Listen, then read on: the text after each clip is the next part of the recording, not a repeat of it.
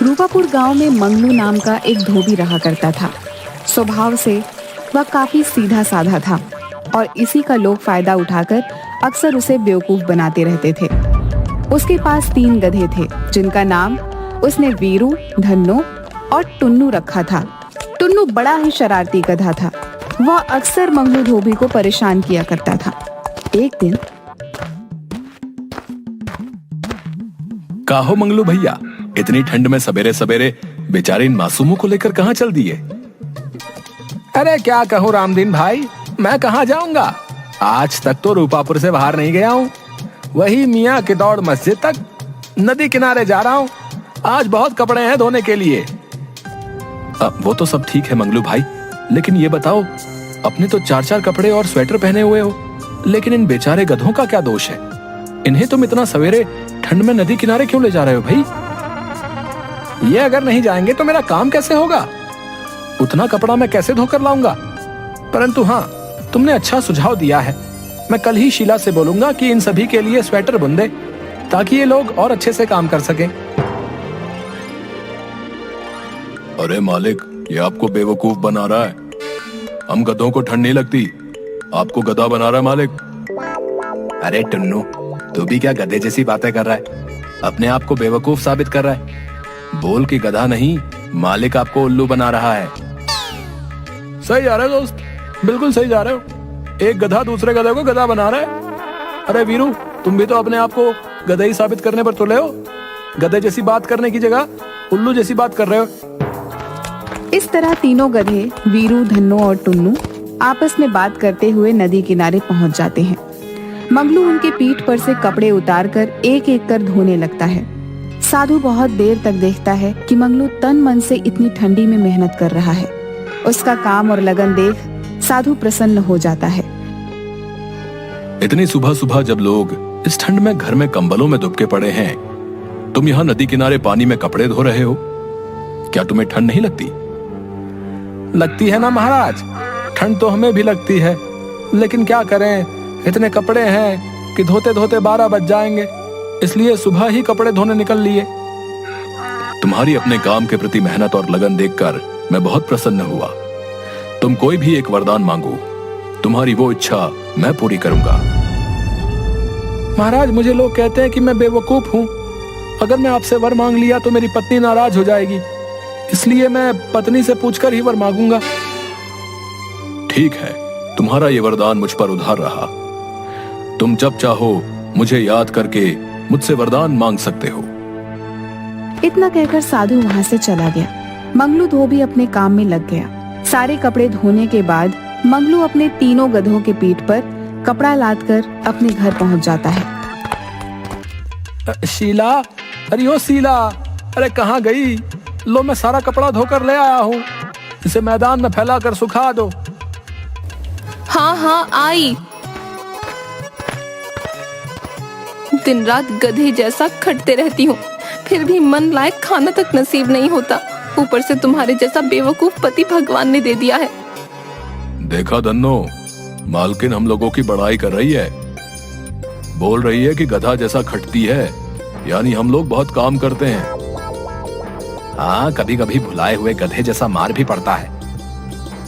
गधे जैसा खटने से याद आया, रामदीन भाई कह रहे थे कि इन तीनों को ठंड में स्वेटर बनवा देने के लिए। बेचारे कितने खटते हैं। मैं ऊन ला दिया हूँ, तुम इनके लिए स्वेटर बुन दो। हे भगवान, मैं आपका क्या बिगाड़ी थी जो इतना बेवकूफ पति मुझे ही दे दिए। आज तक किसी गधे को तुमने स्वेटर पहने देखा है? और तरीके, मुझे तो ये ध्यान में ही नहीं आया। दुकानदार मुझे बोल ही रहा था कि ऊन तो ले जा रहे हो इन गधों के लिए, लेकिन मैं वापस नहीं करूंगा, सोच समझ कर लो। मैं तो उसी समय मालिक से बोल रहा था मालकिन कि रामदीन आपको बेवकूफ बना रहा है, लेकिन मालिक हम गधों की भाषा समझ ही नहीं पाते। ऊपर से ढेंचू ढेंचू करने पर मुझे 2 डंडे भी मार दिए। अबे टुन्नू, ज्यादा मत बोल, हम गधों की भाषा मालकिन भी नहीं समझती। ज्यादा ढेंचू ढेंचू मत कर, नहीं तो मालकिन अभी सनकी हुई है, सारी कसर तुम्हीं पर उतार देंगी। अरे इस पर गुस्सा उतारे तब तो ठीक ही है, लेकिन इसके चलते हम बेकसूर भी मारे जाएंगे। सब खड़े खड़े मुंह क्या देख रहे हो? जल्दी जाओ और दुकानदार से ऊन वापस कर पैसे लेकर आओ। अगर तुम आज पैसे लेकर नहीं आए तो तुम्हारी खैर नहीं। मंगलू धोबी उल्टे पैर वापस बाजार जाता है। भैया ये ऊन वापस कर दो और मुझे मेरे पैसे लौटा दो। गधों को ठंड थोड़े ही लगती है। देखो भैया, मैं तुमसे पहले ही कह रहा था कि सोच समझ के ऊन लो, ये वापस नहीं होगा। लेकिन तुमने माना नहीं और बोले कि हमें ऊन दे दो, इसलिए अब मैं इसे नहीं लौटाऊंगा।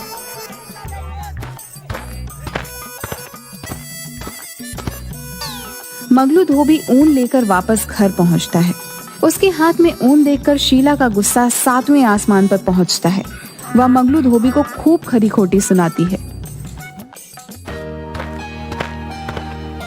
अरे क्या हुआ शीला, क्यों बेचारे मंगलू को भला बुरा कह रही हो?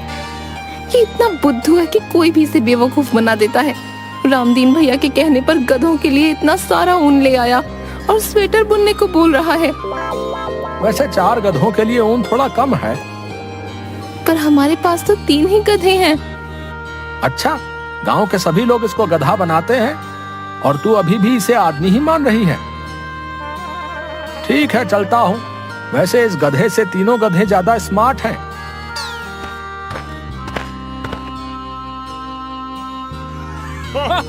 मुखिया जी के साथ सभी आदमी मंगलू धोबी के बेवकूफी पर हंसते हुए चले जाते हैं।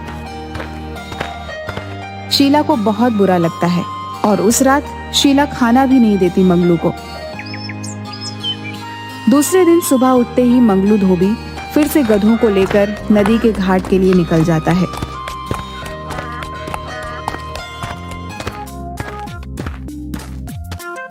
क्यों भाई, गधों को स्वेटर नहीं पहनाया है क्या?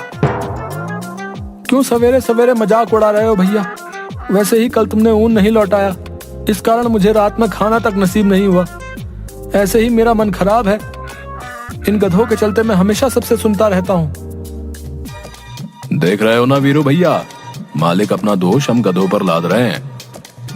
क्या करोगे टुन्नू, हम गधों की किस्मत में गधों जैसा ही जीना और गधों जैसा ही मरना लिखा है। देखो मंगलू भाई, मैं एक सुझाव दे रहा हूँ, अगर ठीक लगे तो कर लो, नहीं तो इन गधों के जैसे जिंदगी भर जीना पड़ेगा।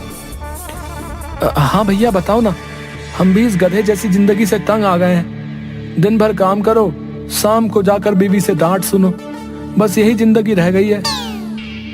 तो सुनो, इन गधों को बेचकर एक बड़ा सा वॉशिंग मशीन ले आओ।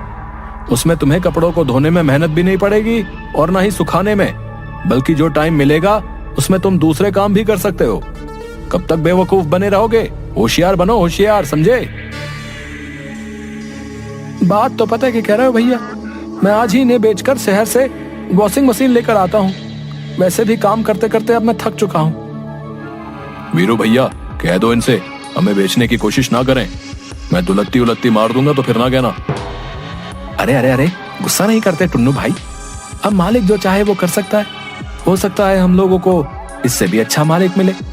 अब ये तो उनकी मर्जी है, हम लोग तो गुलाम हैं। यहाँ भी काम करना है और वहां भी काम करना है। इतना गुस्सा अच्छा नहीं। बात तो तुम ठीक कह रहे हो वीरू भैया, लेकिन हमें चिंता इस बात की है कि हमारे मालिक बेवकूफ हैं, जल्दी दूसरों की बातों में आ जाते हैं, आगे पीछे सोचते नहीं। अगर वॉशिंग मशीन लेंगे तो गांव में बिजली है तो नहीं, फिर उसे चलाएंगे कैसे? मंगलू धोबी बिना सोचे समझे यह सोच कर कि दुकानदार की बातों में दम है, अब हम भी मॉडर्न धोबी बन जाएंगे और कम समय में बिना ज्यादा मेहनत के ज्यादा से ज्यादा पैसा कमाएंगे। यही सोचकर मंगलू धोबी अपने गधों को एक धोबी को बेचकर उन पैसों से शहर से बड़ा सा वॉशिंग मशीन लेकर सीधा अपने घर चला आता है। घर पहुंचते ही उस बड़े सी वॉशिंग मशीन को देखने के लिए पूरा गांव मंगलू धोबी के घर पर उमड़ पड़ता है। मंगलू धोबी अपने बेटे बबलू को पैसे देकर हलवाई की दुकान से लड्डू मंगवाता है और सारे गांव वालों को बांटता है। अरे वाह मंगलू, तुमने तो कमाल कर दिया भाई।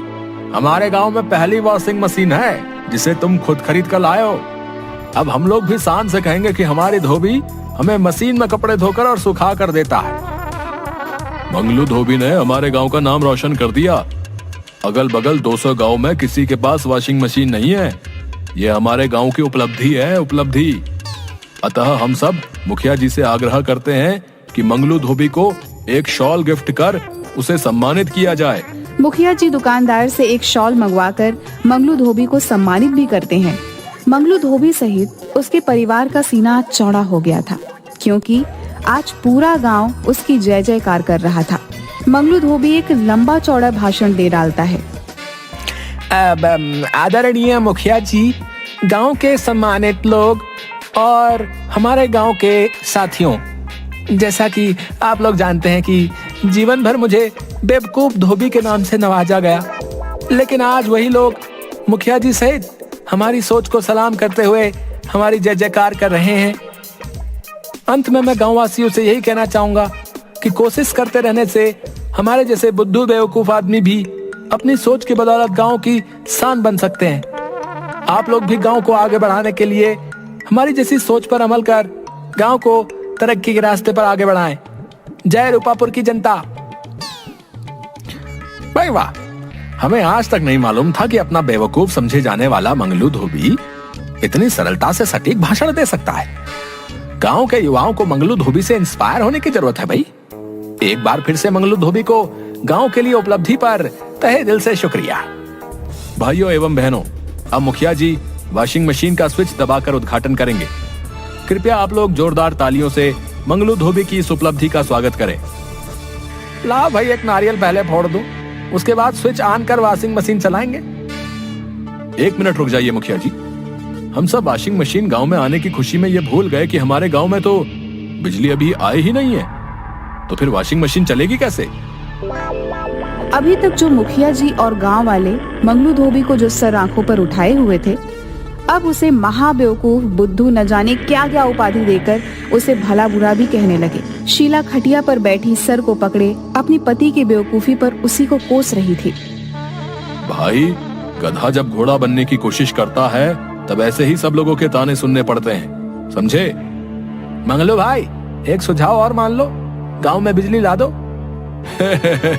मंगलू भाई, संभल कर, ये मजाक कर रहा है। क्या हुआ शीला, तुम सर पकड़कर क्यों बैठी हो? जिस घर में 4-4 गधे हों, उस घर की मालकिन की स्थिति समझी जा सकती है। 4 नहीं, 5 गधे, क्योंकि गधे की बीवी भी गधी ही होती है। सभी गांव वाले हंसने लगते हैं। गांव वालों के ताने से बचने के लिए मंगलू धोबी पूरे परिवार के साथ नदी किनारे जाकर उदास बैठा रहता है। तभी वहाँ पर वही साधु आता है जिसने कहा हुआ रहता है कि तुम्हारा एक वरदान मेरे पास उधार है। क्या हुआ बालक? इस तरह एकांत में सपरिवार उदास बैठने का कारण जान सकता हूँ क्या? महात्मा साधु जी, कृपया हमें वर दें कि किसी तरह से मेरा वॉशिंग मशीन चलने लगे। ये लो बच्चा त्रिशूल, इसे मशीन में लगा देना। ये सूर्य, तारों और ग्रहों से एनर्जी लेकर वॉशिंग मशीन चलाएगा। जा बच्चा, कल्याण हो जाएगा, जा। मंगलू धोबी की इच्छा के अनुसार साधु वर देकर चला जाता है। गांव लौटकर मंगलू वॉशिंग मशीन में त्रिशूल फिट कर देता है और स्विच ऑन करता है। वॉशिंग मशीन चलने लगती है। उसकी आवाज सुन गांव के लोग इकट्ठे हो जाते हैं। भाई मंगलू, मुझे माफ कर दो। तुमने वॉशिंग मशीन चलाकर सचमुच साबित कर दिया कि गधे तो हम मजाक उड़ाने वाले रह गए। तुम तो घोड़ा बन हमसे कहीं आगे निकल गए भैया। मंगलू, हम आज सचमुच शर्मिंदा हैं। तुम हम लोगों से कहीं अधिक होशियार हो। आज मंगलू और उसके परिवार ने साबित कर दिया कि ये हमारे गांव के रत्न है, रत्न। मैं तो यूं ही नेता हूँ। गांव के असली नेतृत्व करने वाला नेता तो हमारा मंगलू है। मंगलू धोबी का अब गांव में रौब हो जाता है। वो जहाँ जाता है सेलिब्रिटी की तरह उसका स्वागत होता है। अगल बगल के गांव में उसकी स्पीच सुनने के लिए हजारों की भीड़ लग जाती है। अब गांव के साथ साथ नजदीक गांव के कई रईस परिवार उसके ग्राहक हो जाते हैं और मशीन से धुला कपड़ा पहनने में शान महसूस करने लगते हैं। धीरे धीरे मंगलू धोबी अमीर हो जाता है। दूसरे गांव के शातिर चोर खिरजू और बिरजू एक दिन मंगलू की वॉशिंग मशीन चोरी कर लेते हैं। दूसरे दिन गांव में हाहाकार मच जाता है। गांव की शान वॉशिंग मशीन की चोरी हो गई थी। कुछ महीनों में फिर से मंगलू के परिवार की स्थिति पहले जैसी हो जाती है। खिरजू, हमने मशीन तो चोरी कर ली, पर ये चलेगा कैसे? साला, हम लोग 3 महीने से इसे चलाने की कोशिश कर रहे हैं। त्रिशूल को लगता है घुमाना पड़ेगा। रुको, आज मशीन हम चला कर रहेंगे।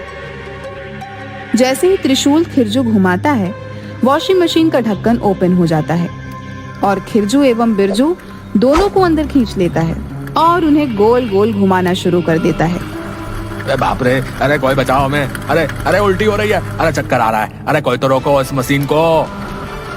अब हम चोरी कभी नहीं करेंगे, बचाओ। खिरजू तू मुझे दुलत्ती क्यों मार रहा है? अरे मैं क्यों मारूंगा, अरे हमें तो उत्तर दक्षिण पूरब पश्चिम सब एक लग रहा भैया। अरे बस करो मशीन देवता, अरे मैं तुम्हें मंगलू धोबी के यहाँ खुद लेकर जाकर रख दूंगा। अबे बिरजू तू भी कुछ बोलेगा या सिर्फ मैं ही माफी मांगता रहूं? हाँ मशीन देवता, हम दोनों मंगलू धोबी से नाक रगड़ कर माफी मांगेंगे। चोरी तो दूर, अपना सामान भी 4 बार सोच कर छुएंगे। तभी एकाएक वॉशिंग मशीन रुक जाती है। खिरजू और बिरजू दोनों इलाज कराने के बाद तुरंत मंगलू के घर वॉशिंग मशीन लेकर पहुंचते हैं और उनसे माफी मांगते हैं। दोनों को पुलिस ले जाती है। गांव में फिर से बाहर आ जाती है। मंगलू धोबी की स्थिति फिर से अच्छी हो जाती है, लेकिन और धोबियों की हालत खराब हो जाती है। मंगलू को ये अच्छा भी नहीं लग रहा था। एक दिन फिर वह नदी किनारे से गुजर रहा था कि वही साधु फिर से उसे मिलता है। कैसे हो बच्चा? आपकी कृपा से सब अच्छा चल रहा है बाबा, लेकिन अगर हमारी तरह सबका अच्छा होता तो बहुत अच्छा होता। तुम कहना क्या चाहते हो? किसी तरह हमारे गांव में भी बिजली आ जाती तो अच्छा रहता। मैं जानता हूं बच्चा, तुम्हारे जैसा सबके बारे में अच्छा सोचने वाले की ही संसार को जरूरत है। जाओ बच्चा, कल्याण हो। गांव पहुंचने पर उसी समय राजधानी से कुछ इंजीनियर मुखिया जी के पास आते हैं और बताते हैं कि मुख्यमंत्री ने इस गांव को 1 सप्ताह के अंदर बिजली पहुंचाने का आदेश दिया है। 1 सप्ताह के अंदर पूरे गांव में बिजली के खंभे लग जाते हैं और मुख्यमंत्री खुद उस गांव में आकर बिजली का उद्घाटन मंगलू धोबी की वॉशिंग मशीन को चलाकर करते हैं। अब बेवकूफ मंगलू धोबी पूरे गांव का शान बन जाता है